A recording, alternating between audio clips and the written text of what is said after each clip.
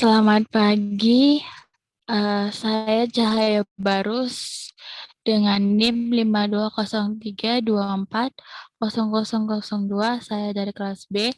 Di sini saya akan menganalisis Badan Ketahanan Pangan Banten. Di sini data dasarnya itu ada nama wilayah yaitu Banten.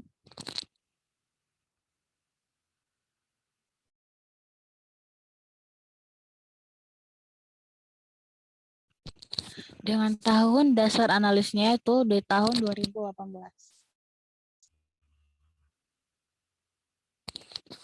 Di sini ada data demografi dan ekonomi, di mana terdapat jumlah penduduk pertengahan tahun 2018 yaitu 12.689.736 jiwa. Dengan tingkat pertumbuhan penduduk 2,78% per tahun.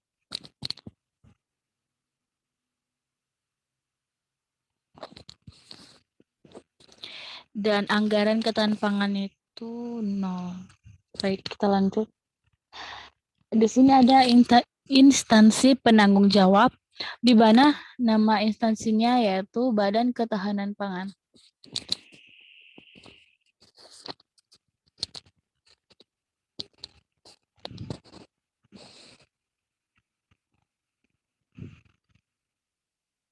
Dan alamat kantornya itu terdapat di Serang, Provinsi Banten.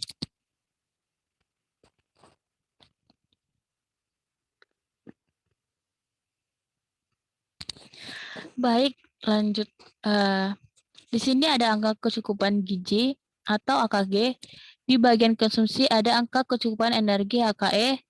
Terdapat 2.100 kekal per kapita per hari.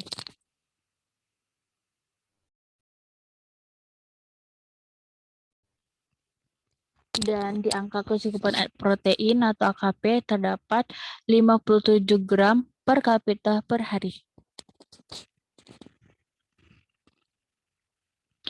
Dan ketersediaannya ada angka kecukupan energi atau AKE terdapat 2.400 kekal per kapita per hari. Dan angka kecukupan protein atau AKP terdapat 63 gram per kapita per hari.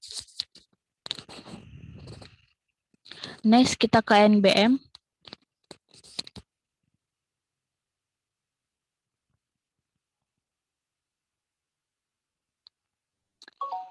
Di sini ada padi-padian, di mana ada terdapat padi gagang kering, terdapat 2.048.047 produksi keluaran pangan.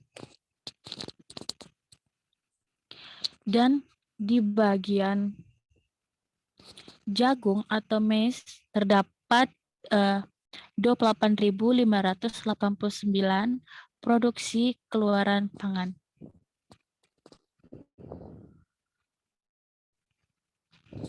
Dan di bagian jagung basah atau fresh maize terdapat 5.034 produksi keluaran pangan.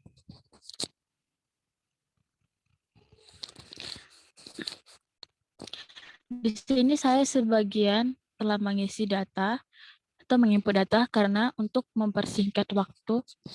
Baik, saya lanjut ke bagian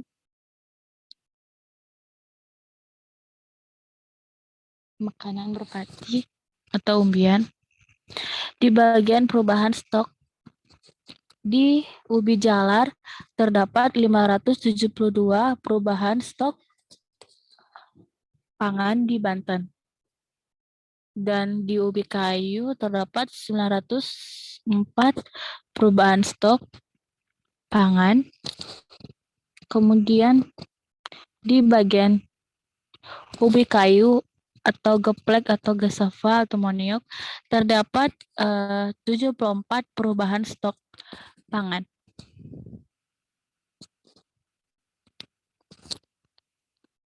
Berikut data input NBM Banten. Yang lainnya sudah saya isi. Bisa kita lihat di sini di bagian merahnya. Seperti di buahan. Kita lihat salah satu contohnya.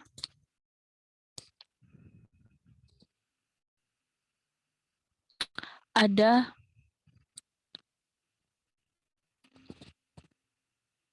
sirsak. Di bagian produksi keluarannya itu terdapat 2.233. Nah, itu di bagian buah-buahan. Selanjutnya kita lihat lagi ke bawah.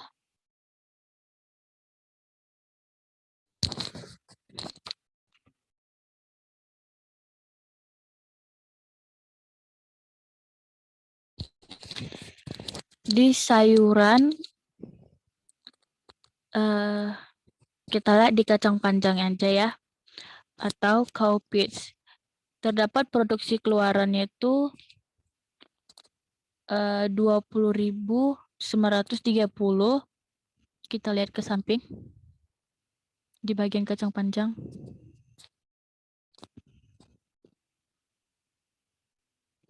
Kita lihat ke sampingnya. Di bagian impornya itu terdapat 0 dan penyediaan kabupatennya itu terdapat 20.930. Baik, kita scroll lagi lihat ke bawah.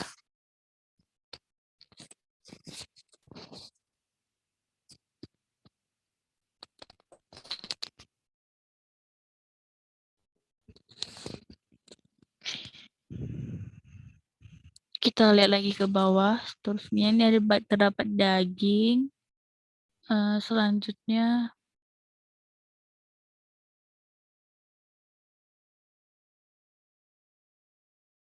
ada telur, data-data telur, susu,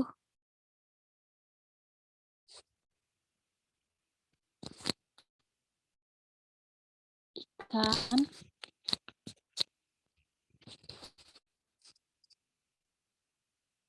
Seperti itulah data-datanya. Baik, kita next ke situasi ketersediaan.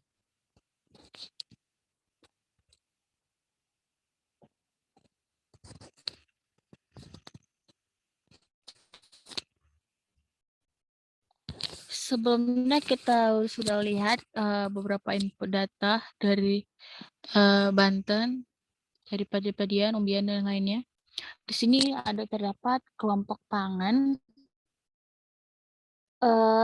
Di padi-padian terdapat 291,4 gram per kapita per hari. Dan angka kecukupannya itu terdapat 2.400 kekal per kapita per hari. Jadi kita lihat dari skor maksimal. Di sini ada skor maksimal, kita lihat ke atas. Baik, kita scroll lagi ke atas. Di atas ini, bentar. Nah, di sini ada bobot, skor aktual, skor AKE, dan skor maksimal, dan skor PPH. Kita bisa lihat angka kecukupannya itu di saat bobot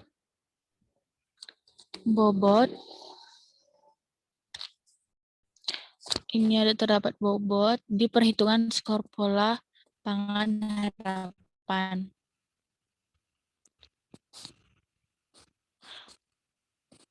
Di mana bobot dikali skor AKE itu terdapat skor maksimal dan skor AKE.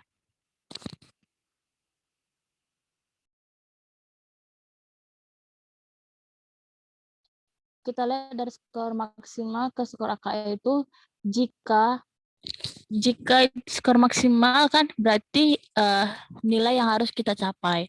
Sementara skor AKE terdapat 21,8 di mana skor maksimalnya itu terdapat 25,0. Jadi kita tulis di skor PPH-nya itu dari skor AKE, jadi terdapat 21,8. Dan begitu selanjutnya. Itu tadi padi-padian, dan selanjutnya ada umbi-umbian.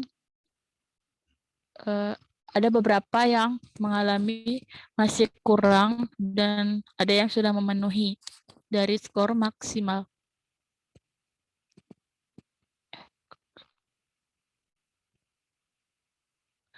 Dan hasil jumlahnya ada terdapat 74,6. Dan kita scroll lagi ke bawah. Itu di bagian energi. Selanjutnya di bawah ada bagian protein.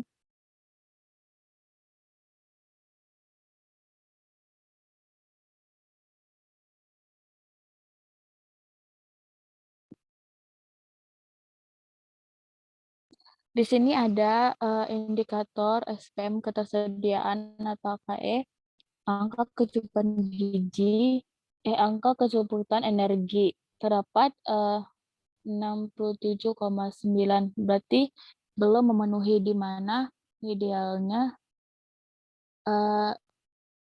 angka kecukupan energi itu terdapat 100. Berarti kita belum memenuhi atau belum beragam. Dan AKP atau angka kecukupan protein juga terdapat 77,6. Jadi dikategorikan belum memenuhi. Walaupun dia terdapat 90, tapi idealnya 100, berarti hal tersebut dikatakan belum memenuhi atau belum beragam. Di sini ada kita lihat diagram situasi ketersediaan pangan dan skor PPH ketersediaan pangan. Di aktual kita terdapat 74,6, sementara idealnya 100. Jadi dikategorikan belum memenuhi.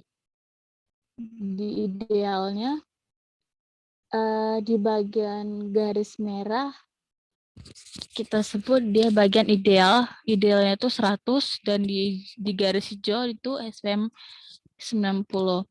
Jadi di bagian AKE kita tuh hanya dapat 67,9 dan di angka kecukupan protein kita hanya dapat 77,6. Jadi masih belum memenuhi nilai idealnya, di mana nilai idealnya itu adalah 100.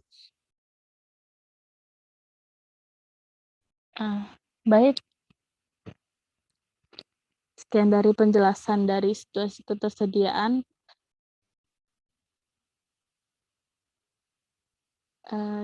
Kita next.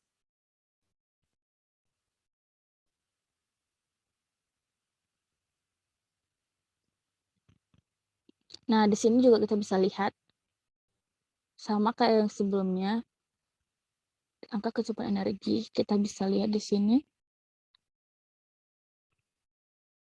Di tahun 2018, 2019, 2020, 2021, dan 2022. Kita letak di tahun 2021. Dari tahun 2018, kita bisa lihat di bagian padi-padian itu terdapat 255,0, sementara 2019 terdapat 217,9. Jadi dikatakan semakin menurun, di mana tahun 2020 semakin menurun kembali menjadi 181,2. Dan di tahun 2021 terdapat 144,4. Jadi setiap tahun itu bagian padi-padian mengalami penurunan.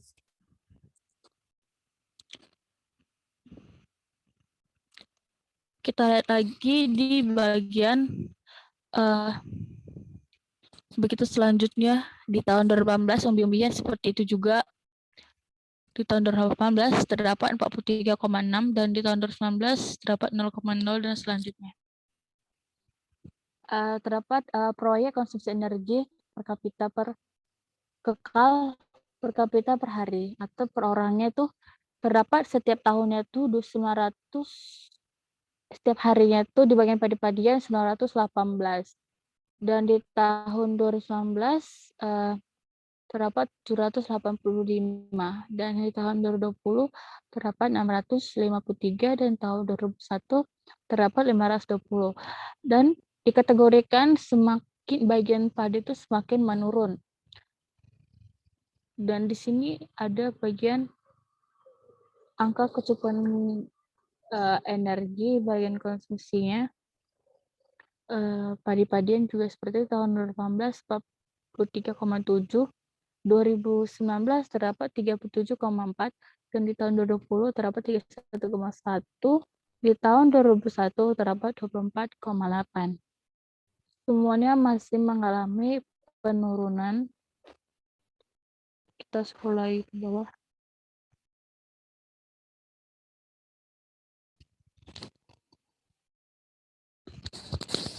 Kita lihat ke bawah lagi.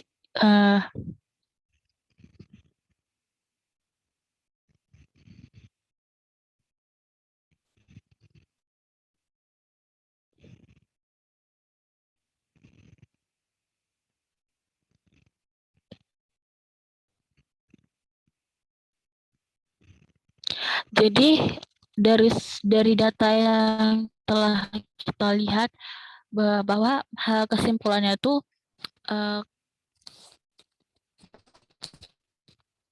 bahan pangan yang ada di Banten masih belum beragam dan belum memenuhi skor maksimal atau skor idealnya. Baik, kita lanjut ke ketersediaan konsumsi.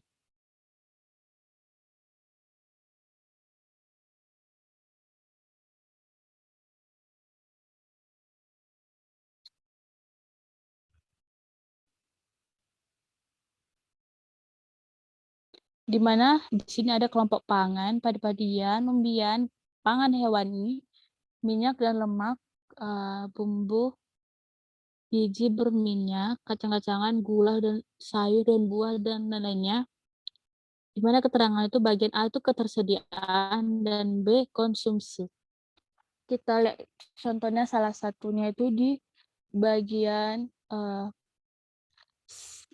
bagian gula, di mana di tahun 2018 ketersediaannya itu 2,3, di konsumsinya itu 2,3, sedangkan di tahun 2019 di bagian gula ketersediaannya itu minus 0,4 dan konsumsinya itu 0,0. Di tahun 2020 ketersediaannya itu minus 3,2 dan konsumsinya itu 0,0. Di tahun 2021 ketersediaan gula terdapat minus 5,9 dan konsumsinya itu 0,0. Di tahun 2022 belum masih terdapat datanya. Seperti itu keterangan dari data-data ini. Baik juga itu di skor PPH. Ini ada terdapat skor PPH. Kita lihat di bagian kacang-kacangan, di mana skor PPH di tahun 2018 ketersediaannya itu 9,6, sedangkan konsumsinya itu 9,6. Jadi di tahun 2019 ketersediaannya 9,2 dan konsumsi kacang-kacangan terdapat 9,2. Dan di tahun 2020 ketersediaan pangan kacang-kacangan terdapat 8,7 dan konsumsinya 8,7. Di tahun 2021 kacang-kacangan ketersediaannya itu terdapat 8,3 dan konsumsi pangan kacang-kacangan terdapat 8,3. Berarti dikategorikan semisi seimbang. Baik, itu saja penjelasan dari input data Banten ini. Jika ada salah kata atau yang kurang dipahami, mohon dimaafin. Sekian, terima kasih.